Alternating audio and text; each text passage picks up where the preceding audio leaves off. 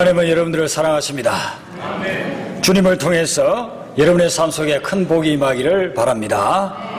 오늘 이 본문 말씀은 예수님이 이 땅에 오시기 전에 한 700년 전에 이사야 선지자를 통해서 하나님이 전해준 말씀입니다.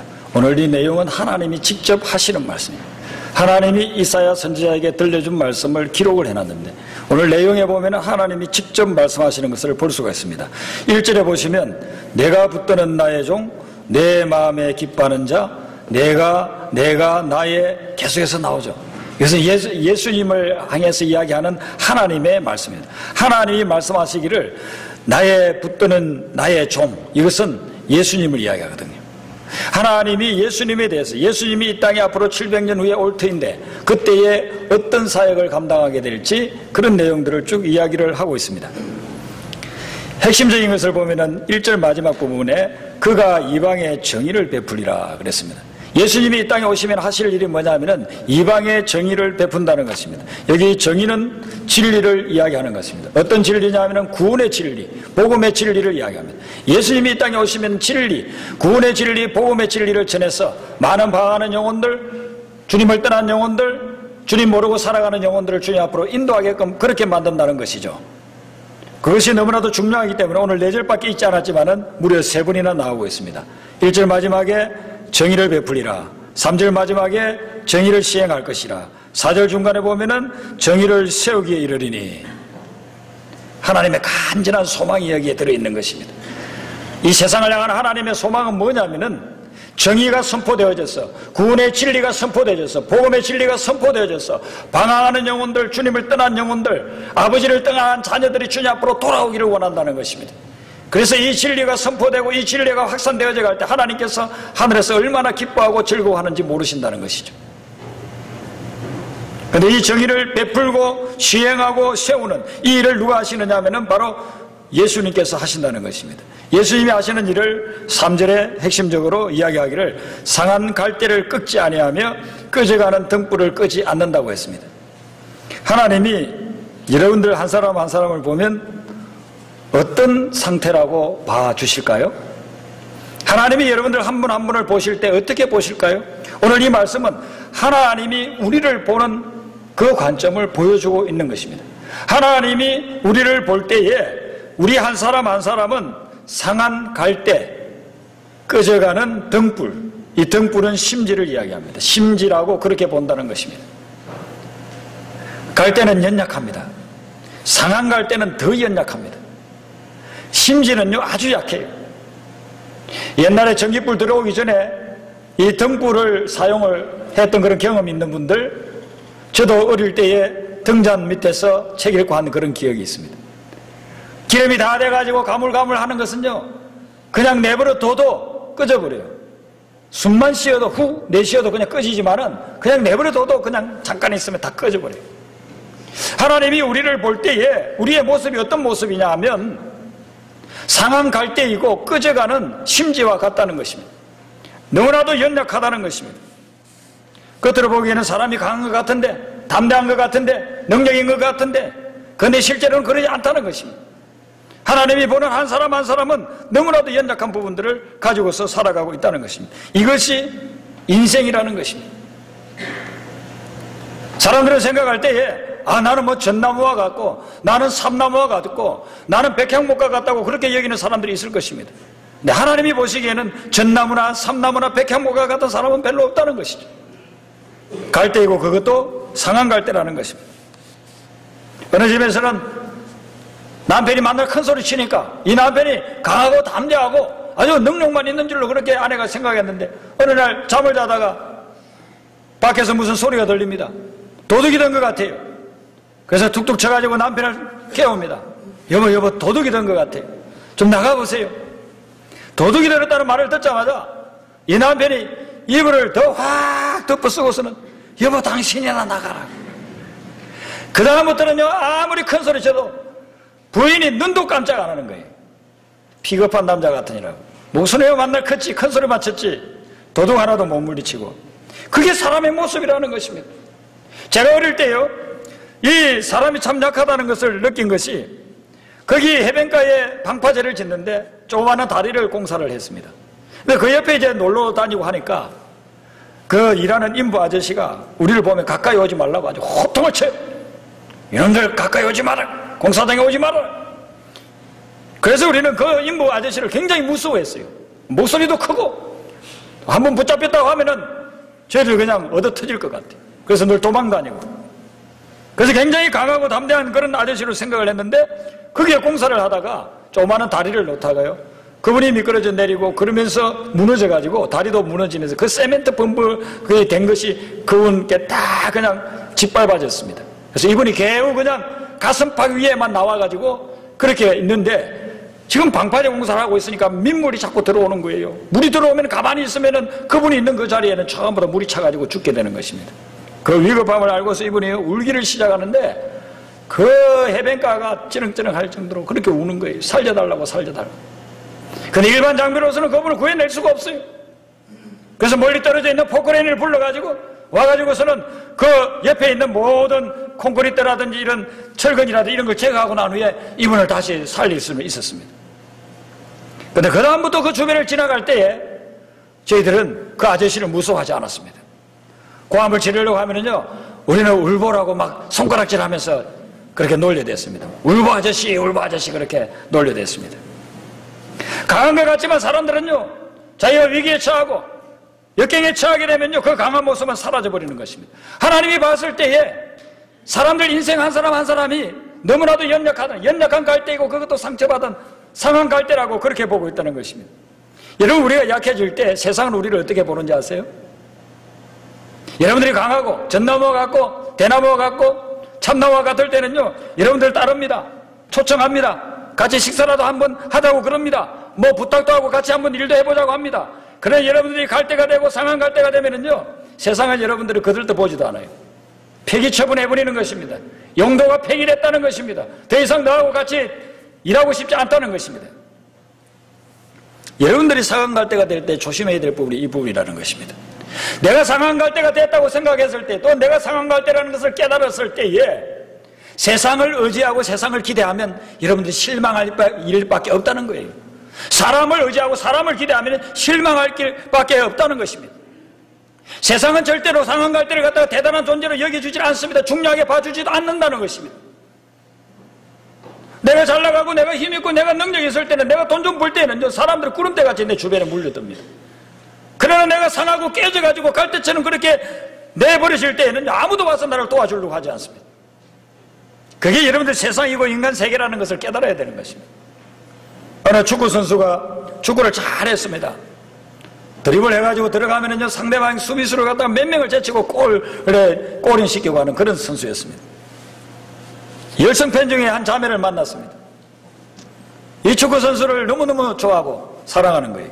그래서 이제 둘이서 몇 번 만나면서 결혼을 하기로 그렇게 약속을 했습니다. 그러다가 이 축구 선수가 한 경기에 나가가지고 열심히 드리블을 해 나가다가 상대방 수비수가 강력하게 저지하는 바람에 다리를 다쳤습니다. 근데 결과는 더 이상 축구를 할 수 없다는 것입니다. 그 소식을 전해 듣자마자 그렇게 당신을 사랑한다고, 당신을 위해서 내가 일생 동안 살겠다고 하던 그 여자는 고무신 거꾸로 신고 도망가버리고 말았어요. 버려버리고 떠났다는 것입니다. 건장한 체계를 가지고 열심히 공을 찰 때 그 그라운드에서 누비는 그 축구 선수를 사랑한 것이지 인간으로서 그 행제를 사랑한 것이 아니라는 것이죠. 자기 기준에서 더 이상 쓸모없다고 생각하니까 버려버렸다는 것입니다. 아름다운 여자를 만나가지고 결혼했습니다. 건강하고 아름다운 여자를 만나서 아름다운 가정을 이루어서 살아가고 있는데 어느 날 아내가 아프다고 해서 병원에 가보니까 불치병에 걸렸다는 거예요. 이 소식을 듣고 그렇게 사랑한다고 했던 그 남편이 이 여자를 버리고 떠나가 버립니다. 이게 세상의 단모습이라는, 단편적인 그런 모습들이 바로 이런 모습들 속에 세상에서는 절대로 상한 갈대를 갖다가 환영하지 않는다는 거예요. 그런데 하나님은 어떻습니까? 하나님은 세상이 상한 갈대를 버릴 때에 그 버려진 갈대들을 모아가지고 와서 싸매고 치료하고 소독하고 꿰매어서 다시 사용하시려고 하는 분이 하나님이신 줄로 믿습니다. 그래서 여러분들이 상한 갈대가 되었다고 생각했을 때 조심해야 될 것이, 사람을 기대하고 세상을 의지하려고 해서는 안 된다는 것입니다. 그렇게 하면 할수록 여러분들의 부러진 그 갈대는 더 부러지게 되고 더 망신창이가 된다는 것입니다. 예수님이 이 땅에 왔을 때 예수님 주변에 있었던 많은 사람들은 대부분이 다 상한 갈대였습니다. 베세다 들녘, 예루살렘 거리, 갈릴리 해변, 그곳에 모여드는 사람들은요, 그 애가 대부분이 상한 갈대였습니다. 결혼해가지고 남편과 헤어지고 또 만나서 헤어지고 다섯 남편을 가져봤지만 세상에서 더 희망이 없는 그런 여인, 태어나서부터 한 번도 걸어보지 못한 그런 육신이 연약한 심령들, 천벌이라고 하는 문둥병에 걸려가지고 사람들에게 가까이 가지도 못하는 그런 나병 환자들, 이런 사람들이 대부분이었습니다. 그 사람들은 상한 갈대였습니다. 그 상한 갈대를 예수님께서는 멀리하지 않았습니다. 찾아오는 사람을 품어줬고, 심지어는 예수님이 직접 찾아가서 그들을 위로하고 싸매주고 보듬어주는 그런 역할을 감당해 나갔다는 것입니다. 여러분, 우리 주변을 한번 보세요. 상한 갈대가 얼마나 많은지 멀리 볼 것 없이 여러분들의 가정을 한번 보시기 바랍니다. 우리가 초등학교 시절에 부모님을 보는 그 부모님에 대한 우리의 생각하고 대학을 졸업하고 30대 40대가 되면서 부모를 보는 거하고 달라져요. 초등학교 시절에 유치원 다니던 시절에 부모님은요, 세상에서 가장 위대한 분으로 보여요. 힘있고 건강하고 능력 있고 내가 원하는 거 다 해주고 사달라는 거 다 사줄 수 있는 그런 부모입니다.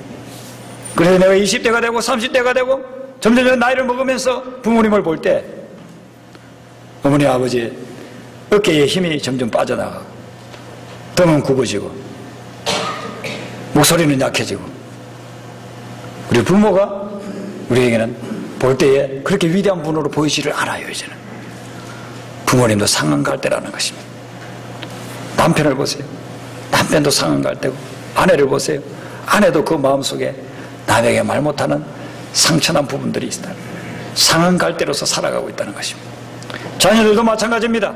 여러분들 자녀들 잘 되라고 몇 마디 해주고 자녀들 잘 되라고 이야기해 줬는데 나중에 자녀들이 커서 뭐라고 합니까? 그 말에 상처받았다. 엄마 그 말에 내가 상처받았습니다. 아빠 그 말에 상처받았습니다. 그래서 자녀들도 보니까 자녀들 속에도 상한 갈대의 부분들이 보이는 거예요. 심지어는 여러분들을 괴롭히는 사람들이 있을 수 있어요. 그 사람도 상한 갈대라는 것입니다. 요즘 여러분들을 괴롭히는 사람들이 혹시 있습니까? 그 사람이 왜 여러분들을 괴롭히겠습니까? 그 마음 속에 있는, 그의 삶 속에 있는 상처 때문에 사람들을 괴롭히면서 그렇게 살아가는 거예요. 갈대를 여러분들 봤을 것입니다. 갈대를 보면은요, 갈대가 숲속에 있을 때에, 저 개풀에 있을 때에, 그런 때는요, 그 갈대를 보면 그 갈대가 남을 찌르지 않아요. 그거 만져보세요. 한 시간을 만지고 있어도 절대로 찌르지 않아요. 찌를 부분이 없어요. 그런데 이것이 상해서 부러지면 그걸 만지는 손마다 다 찌르는 거예요. 피가 나는 거예요. 가시가 박히는 거예요. 저는 어릴 때 대나무를 이렇게 가공을 해가지고 바구니를 만들고 그릇을 만들어서 파는 그런 분이 이웃에 있었습니다. 늘 학교 갔다 오면은 그것도 동무 밖에서 앉아가지고 그것을 하고 있는 것입니다. 큰 대나무를 잘라가지고, 그리고 때로는 껍질을 벗기기도 하고 그렇게 하면서 엮어서 그릇을 만드는 것입니다. 근데 그분이 이렇게 만들다가 버리는 게 있으면 그걸 가지고 우리가 노는 거예요. 여러분, 대나무 숲속에 있을 때는요, 그 아무리 만져도 다치지 않아요. 근데 잘라놓은 거, 갈라놓은 거, 쪼개놓은 거, 그거 잘못 만지면은요, 그냥 살이 져지는 거예요. 피가 나는 거예요. 어린아이가 막 울면서 보채입니다. 엄마를 괴롭히는 거예요. 밤에 그냥 한 시간이 멀다 하고 울면서 엄마를 잠을 못 자게 만드는 거예요. 왜 그렇습니까? 그 애가 나름대로 자기가 상처가 있기 때문에 그래요. 자기도 아프니까, 자기가 힘드니까. 그러니까 엄마를 자꾸 괴롭히는 거예요. 여러분들을 괴롭히는 누군가가 있다고 한다면 그 사람도 역시 상한 갈대라는 것입니다. 상했기 때문에, 상처받았기 때문에, 힘들기 때문에, 그래서 옆에 있는 사람들 그냥 말로서 괴롭히고 행동으로서 괴롭히고 찌르는 것입니다. 우리 주님께서는 이런 상한 갈대를 향해서 뭐라고 이야기합니까? 그 사람도 우리가 이해하고 보듬고 가야 될 그런 대상으로서 이야기를 하고 있는 것입니다. 우리는 너무나도 내 중심적이니까 나를 괴롭히는 사람을 보면요, 내가 힘드니까 왜 지를까? 아우 지겨워. 그렇게 반응할 수밖에 없습니다. 근데 하나님이 볼 때는 너를 괴롭히는 그 사람이 마음이 상해서 상한 갈대라서 너를 지금 괴롭히고 있다. 여러분도 그걸 읽어낼 수가 있어야 되는 것이죠. 6년 전에 버지니아에서 총기 사건이 있은 걸 우리는 기억하고 있습니다. 버지니아 공대에서 한 학생이 총으로 32명을 쏘아 죽이고 29명을 부상을 당하게끔 그렇게 만들었습니다. 그때 저는 한국에 있었습니다. 미국에 7년 유학을 한 경험이 있고 또 한국에서 목회를 하고 있었으니까 이 큰 사건을 미국 사람들이 어떻게 해결해 가고 있는가 관심을 가지고 매스컴을 매일 봤습니다. 한국 같으면 이런 사건이 일어나면 어떻게 하겠습니까? 부모들을 찾아가 가지고 부모들을 흔들면서 내 아들 살려내라고, 내 아들 살려내라고 꼬압을 치고 행패를 부리고 그렇게 할 겁니다. 한국에서 무슨 여객선이 가다가 침몰을 했어요. 그래서 수십 명이 죽었어요.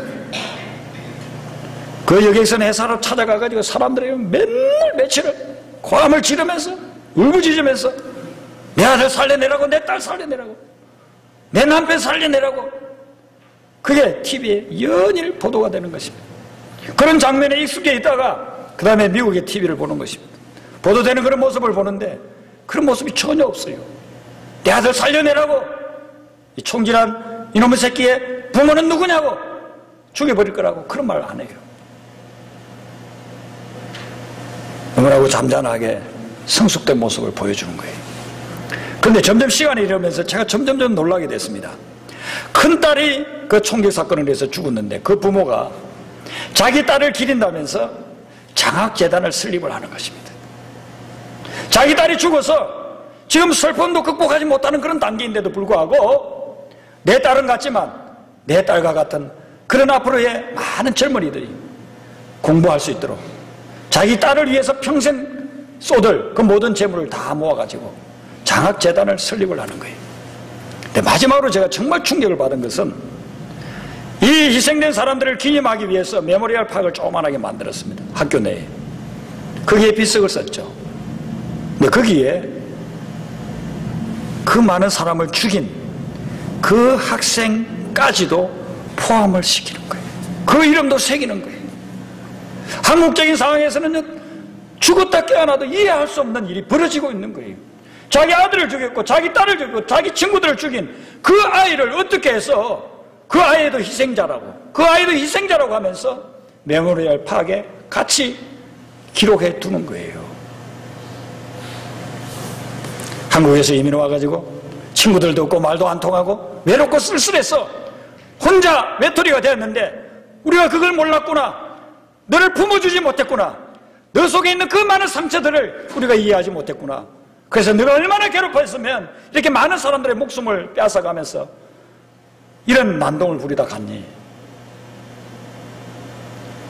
마치 성숙한 그리스도인들이 모인 무슨 성자들의 집단에서나 할 수 있을 만한 그런 일을 하고 있는 거예요. 그게 평범한 미국인들이 하고 있다는 것입니다. 그 정신이 어디서 왔겠습니까? 예수 그리스도의 정신이 아니고 우리가 어떻게 그렇게 할 수 있겠습니까? 믿음의 사람들이, 신실한 신앙인들이 그런 제안을 했겠죠. 그리고서는 우리 아들, 딸을 죽인 그 아이도 이 시대의 희생자라고, 그 얼마나 힘들고 외롭고 자기를 인정해주는 사람이 없으면 그렇게 힘들게 지내다가 다른 사람을 쏘아 죽이는 데까지 갔을까 품기를 시작했다는 것입니다.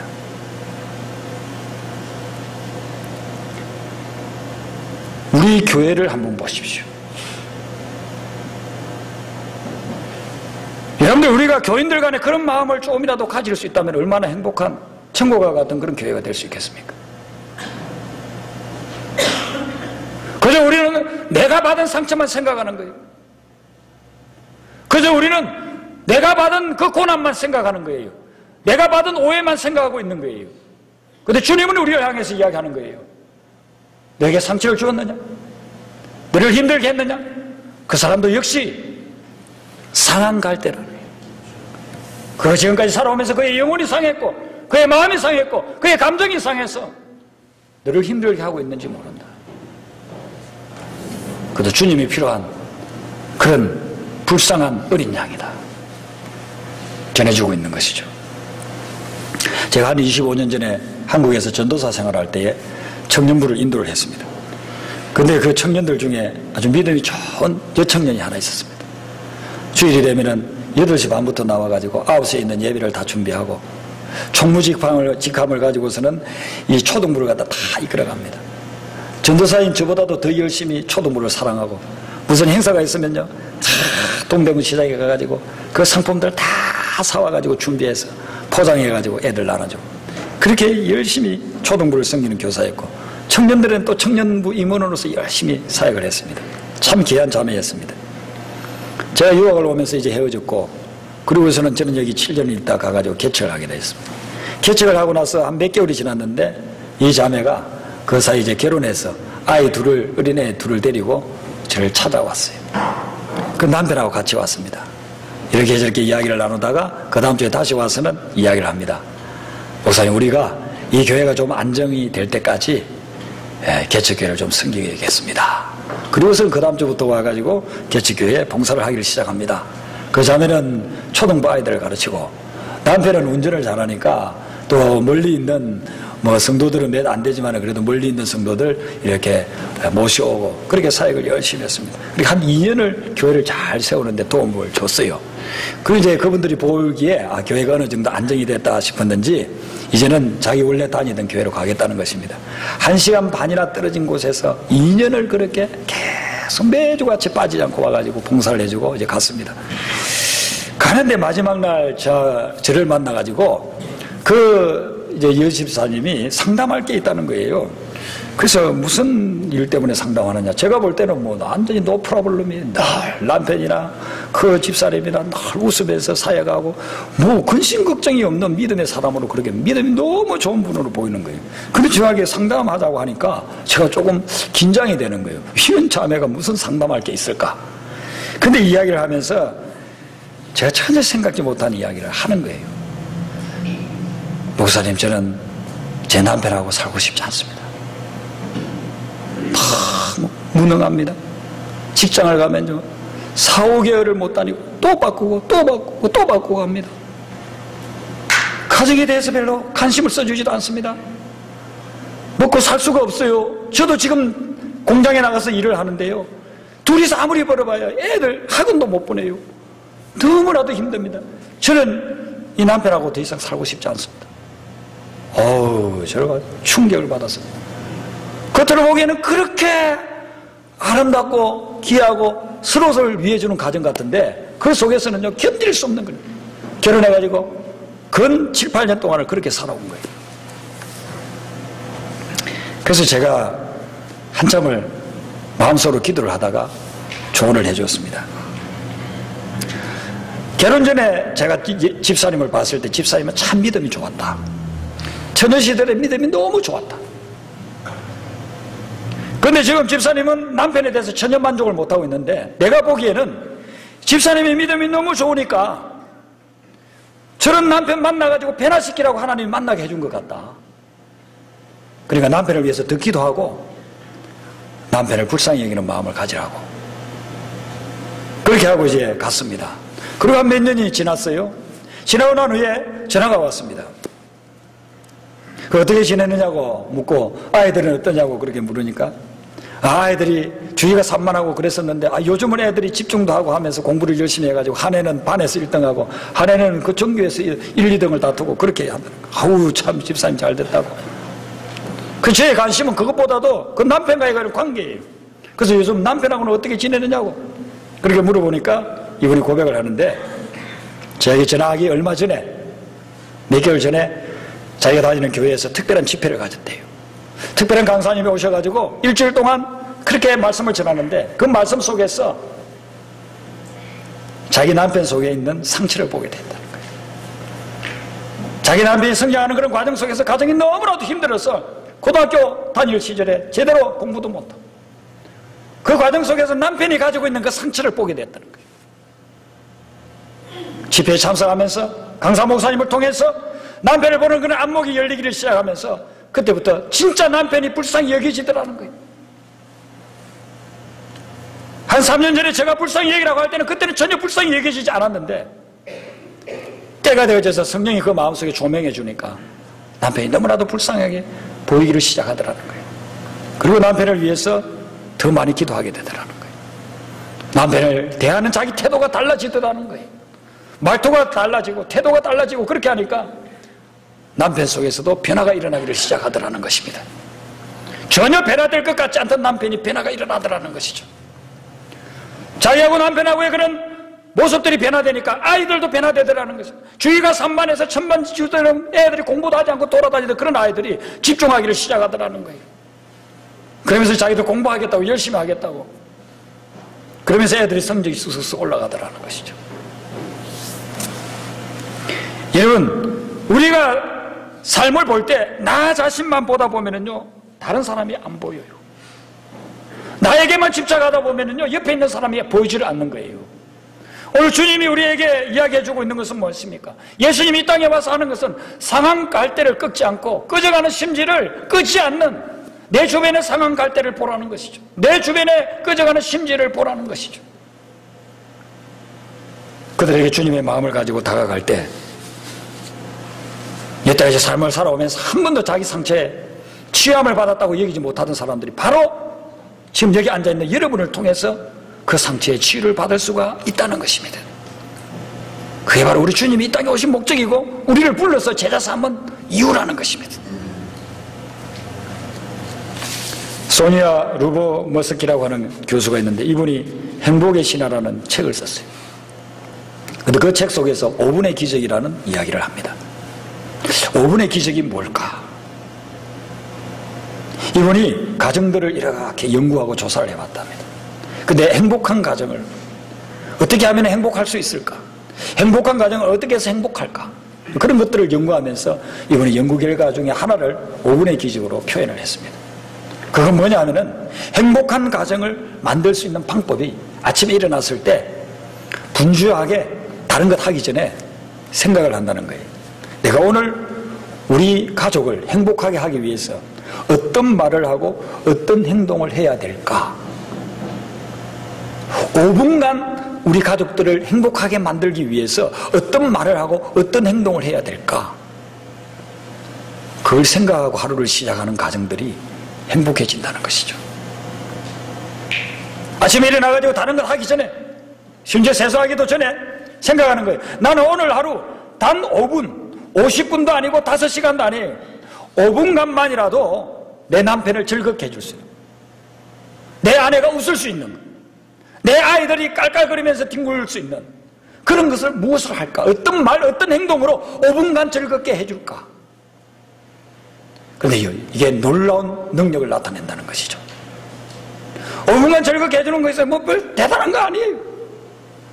무슨 BMW를 사주고 무슨 큰 집을 사주고 그런 것도 아니에요. 그래서 지그시 사랑하는 눈빛으로 봐주고 이야기하면 그것을 사랑하는 마음으로 들어주고 힘들다고 하면은 가서 어깨 만져주고 안마해주고 무엇인가가 마음에 맞지 않아가지고 소파에 이렇게 앉아있으면 가서 어깨를 감싸면서 힘들지 않냐고 몇 마디 해주고 그 5분이 가정을 천국으로 바꾼다는 것이죠. 여러분 오늘부터 한번 여러분들이 시도해 보세요. 내일부터 또 한 주간 동안 한번 시도해 보세요. 50분도 아니고 5시간도 아니에요. 5분인데 그 5분이 놀라운 역사를 일으킨다는 것입니다. 그러고 이분이 연구조사한 거에 의하면요 사람들이 부정적인 말을 하는데 행복한 가정은 부정적인 말을 했을 때에 그 한 번 한 거에 대해서 긍정적인 말을 5배로 한다는 것입니다. 그런 가정은 행복하더래요. 사람이 부정적인 말을 안 할 수는 없잖아요. 살다 보면 안 할 수가 없잖아요. 뭐 성경은 늘 긍정적으로 이야기하고 부정적인 말을 하지 말라고 또 저도 그렇게 설교합니다만은 부정적인 말을 갖다 하루를 쫙 가만히 뒤돌아보면 부정적인 말을 많이 하거든요. 안 하고는 살 수가 없는 게 세상이에요. 그런데 행복한 가정은 부정적인 말로서 끝나버리지를 않더라는 거예요. 부정적인 말을 한마디 했으면 그 다음에 행복한 말을 5배나 해주더라는 것이죠. 긍정적인 말을 5배나 해주더라는 것입니다. 그런 가정들은 웃음이 있고 기쁨이 있고 즐거움이 있는 천국 가정으로 바뀌더라는 것이죠. 내가 부정적인 말이 바뀌지 않는다고 여러분들이 한숨 쉬지 마시고 오늘부터는 한마디 부정적인 말을 했으면 그 다음에는 긍정적인 말, 격려해 주는 말, 위로해 주는 말, 소망을 주는 말, 그런 것을 5배로 하시라고요. 5배로. 그렇게 하면 어느 날 여러분도 놀랄 거예요. 내 입술에서 더 이상 부정적인 말이 안 나오고 있네. 놀라운 그런 변화가 있을 것입니다. 그러면 여러분이 가는 곳마다 행복과 천국이 임재할 줄로 믿습니다. 기도하시겠습니다.